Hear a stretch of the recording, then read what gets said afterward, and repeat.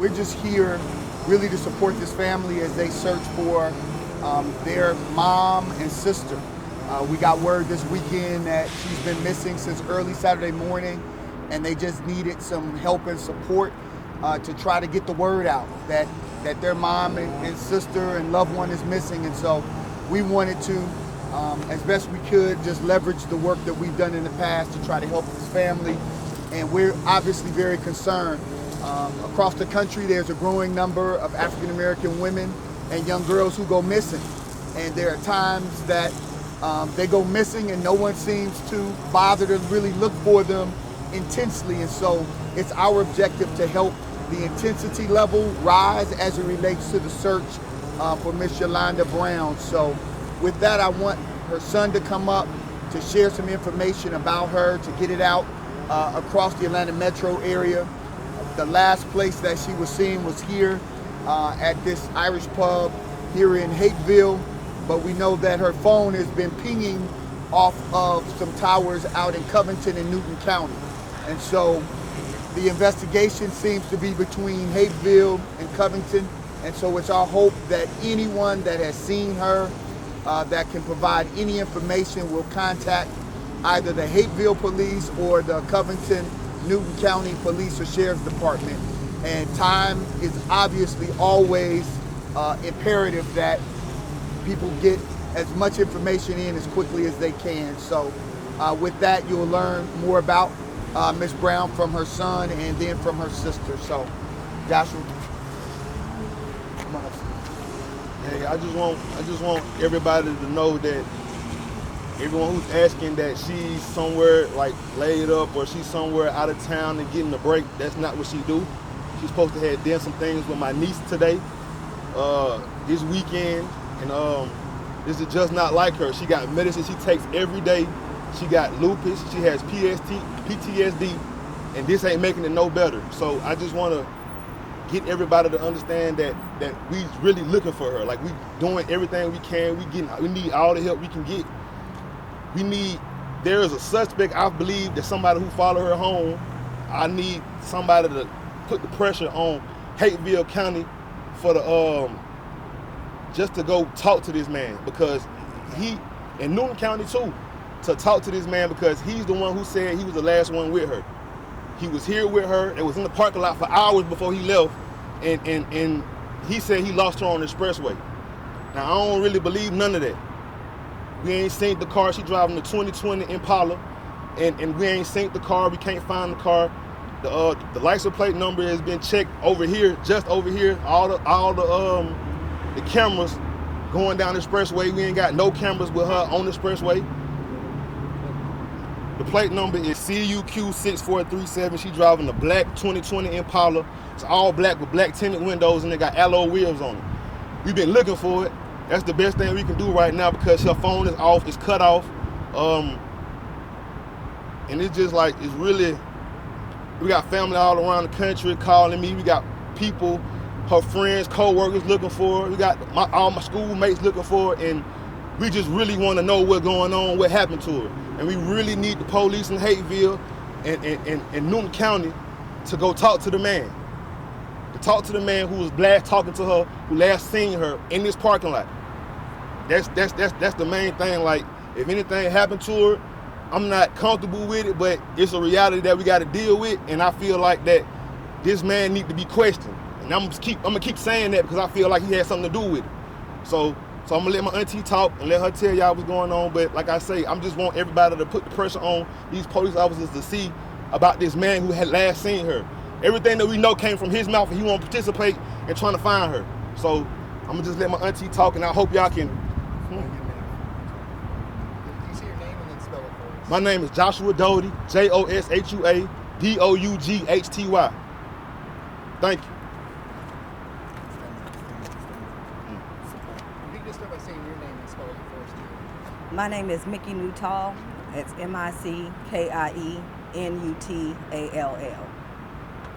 I mostly want to start by saying that, first of all, my sister is not just my sister. She's a mother. She's a grandmother. She's someone's daughter. She's our friend. She's 53 years old.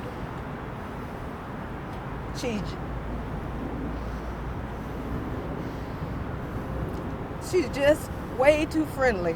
Me and my sisters are always saying it that she's a friend maker, like a derogatory thing, because she doesn't meet strangers. She always wants to be someone's friend. And I am 100% convinced that her friend making is what led to her being missing right now. Somebody took advantage of her kind heart. I don't care if she was sober or drunk. Someone knew that she was alone and she was vulnerable, and they preyed on her. If this guy doesn't know if he doesn't have my sister, he knows who did. My sister has drove home in all kinds of conditions and made it there safe. Never had to look for her. She doesn't disappear ever for this amount of time. She loves her job. She loves her grandkids.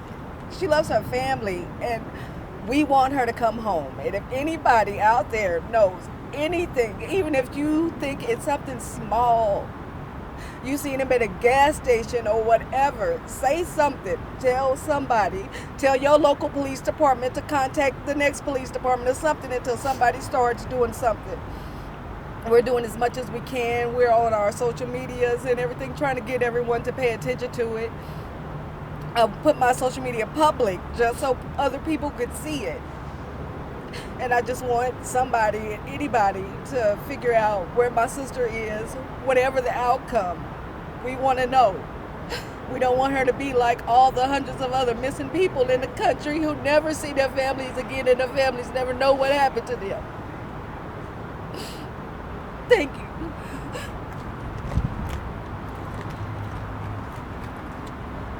Yes. How did the family find out about this man that allegedly followed her home? Did he step forward, or He came and told me. I came out here the night when I realized that she was missing. I gave her some time because she's a grown woman and I'm not gonna follow her up like that. But when I realized that she wasn't coming home, she wasn't answering her phone, and she supposed to have did some things with my nieces, I came up here to this spot, this same spot. I called the police after I viewed the cameras of her leaving. So when he came up, when the police came up here, they caught him on camera talking to her outside in the car and in the bar. He talked to the police and told the police that he was the last one to talk to her, the last person to text her, and he was the last person that she was seen with. He told him they only did one interview with him. When they did one interview, and I talked to him too, because we ended up getting her number from my brother's phone because they got the same service. We talked to him. He gave us this story that made no sense whatsoever. And I keep calling Hateville police. Now I'm going to call Newton County, but before, when it was at Hateville, I was calling them to let them know that the story he was saying didn't make sense geographically because he was following her. He said he was lost, and the things he was saying just didn't make sense. And I'm telling these folks that, and I came up to the office myself, drove up here 3 times to tell them that from Covington, and I called them and they wouldn't give me no answers as to why they can't talk to her, talk to him about it. They told me that the only thing I can talk to him about is when she come up missing, dead or foul play or something like that. That's the only time they're gonna interview him, even though he told them that he was the last person to be with her and talk to her, call her phone and all. That's how we found out. I came up here and they talked to him. did y'all get his name? His name is Justin Collins. You say your mom takes medication. About how much does she take it daily? She take it daily. As of right now, I seen on top of her dresser, and she ain't took nothing because she ain't been home and she ain't answering her phone. You mentioned police told you her phone had been pinging since she disappeared. Did they say what location that it was pinging from? As of today, it's in Covington. It was in Covington. Last time it was in Covington. The last location was in Covington. Yeah, and we having a major problem with tracking the car down. Like I say, they came around and told us that they got her plates right up this exit right here 2 times, and it's like within 20 seconds of the 2 pictures or whatever. But from there, they don't know where it's at. They got it in the system to where they looking for it, but ain't nothing came up yet. And all we trying to do is trying to find the car so we can have an idea of where she at or where she could be. But there is no cooperation with that neither. We tried calling everybody, we bugging everybody, and ain't no tracker on the car. Yeah. And you mentioned it's not like your mom just to turn the phone off and that's all. It's never like my mama to cut her phone off. Never like she texts everybody right here behind us every morning. Good morning, I love you. She say this every morning. I wake up in the morning, I didn't see the text, but so I text her first. She didn't text me back. I text her later on, she didn't text me. I got a call from my sister-in-law saying that where she at. I'm supposed to be watching my nieces today, well, watching my grandkids today or whatever, and it didn't come up. You know, I'm calling her phone, text. It's been dead, it's still dead till right now. You feel what I'm saying? Was it dead immediately when you started reaching? It was going to voicemail when you started reaching out to her immediately? The first time I called her after I realized she was missing, they've been going to voicemail since then.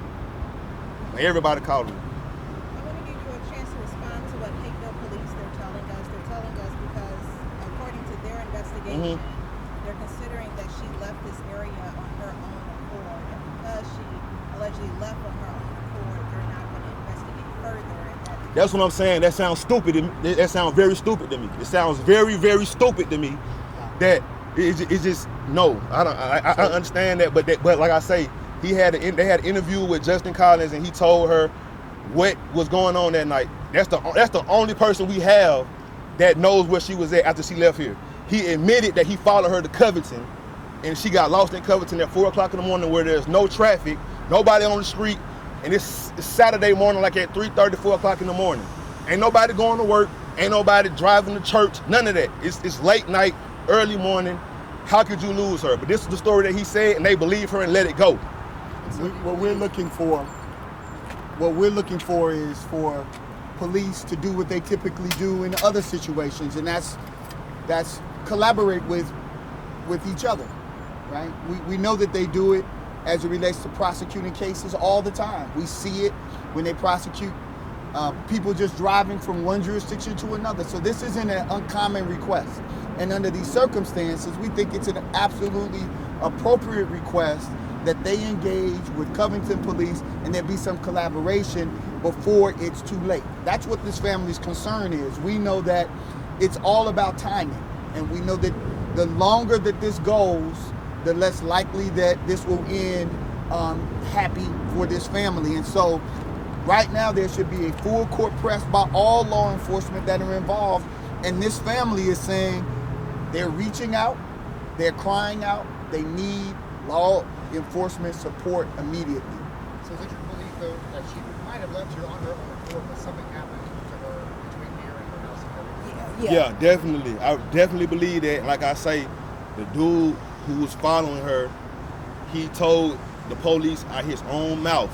And this is what I can't stop stressing, because like he actually said, I'm the last person to see her. I'm the last person to talk to her. I was with her in the parking lot. They have cameras out here showing that they was in the parking lot. And I know I'm her son, and it might sound emotional, and it might sound like I'm just trying to jump the gun, but it sounds reasonable to me that he has something to do with it. Seeing the circumstances, the time of day, you know, the highways is free, you know, like all the streets is empty at that time of night. So to me, it feel like the right thing to do to go investigate what he got going on, just to see, because like he not participating in nothing that we doing, but he's admitting that he was the last person to see her. Joshua, you mentioned that you talked to him on the phone when you called the phone. When was that? What time did you actually speak with him? I spoke to him, it was on a Sunday. It was probably like around 4 o'clock. I talked to him for about an hour. About 45 minutes I talked to him, trying to get the story out of him, tell me what happened, and tell me how he ended up following my mom, and how he ended up leaving here and all this. And the story he's telling me doesn't make sense at all. So how did the conversation end? You know, what was his vibe like on the phone? The conversation kind of ended like I was just trying to plead with him to come to he say he lost her and don't know the area, so he don't know where he lost her at. So like, y'all can't see your face, but his face looking like they sound crazy, and it's crazy because like he was using the GPS, and I asked him to use the GPS again to go out to the area where he said he lost her at and see if you can find the area where you, like, just in the daylight, just to see if you can figure out some type of landmark or something like that. He refused to do it. He told me out his own mouth that it would be a waste of time because there's nothing he can do. He already talked to the police. He can't do nothing for us. He told me that. That's how the conversation ended. I hung up the phone, called the police, told them, called the police 5 times at Hateville Station, ended up going up there to tell them the same thing, and they ran his plates, and they seen his plates in Covington for about 7 hours the same day that she came up missing, on the Saturday. That Saturday she was missing, he was in Covington. He don't live in Covington. Well, I don't think he live in Covington because he told me he don't be out there. He told me he don't stay out there, he don't mingle out there, he ain't got no business out there. He told me that out of his own mouth, but he's in Covington for 7 hours. So I don't know what he was doing in Covington, but it sounded like a cover up to me. Were police able to locate what highway she was on when she left here? They got pictures of her license plates leaving off these exits. I can't, it's one of these exits right here. That's the, we said what? Virginia Avenue. Virginia Avenue. So But they don't have her like on 20. they don't have her no, that's what I'm saying, they don't have her nowhere else. So like, to me, like, it could be, the car could be here somewhere, like around here somewhere, like, but we drove around for hours looking for it. Like we don't know where to look to. But like I say, his word is she went out that way.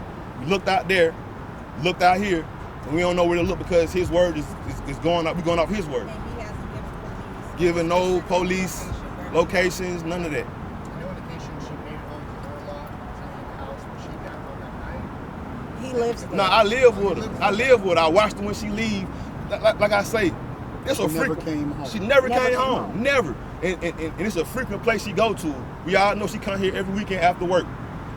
So when she leave, I see her leave. And when she come home, I see her come home. She might come home by the, like, they close at 2. She might come home by 3. She might come home at 2, a little earlier. She ain't never came home but one time overnight at 11 o'clock. That's why I say I gave her some breathing room the next day instead of just blowing her phone up. Now that I see that that's not the case, I'm trying to get these people to try to investigate this man who say he was with her. We thank you all. We please, again, this family, her grandchildren all plead that this is shared in a way that that her life is valuable. Her family is broken hearted and they need help right now. And so we're asking that y'all support her, support this family by spreading this far and wide. If anyone has any information, please contact law enforcement. If you don't feel comfortable contacting law enforcement, contact our office. We're helping the family. You can reach us at 404-244-2004. We're just trying to do whatever we can to help the family locate this mother, grandmother, sister, and friend. Again, thank you all for coming out. Thank you. Thank you.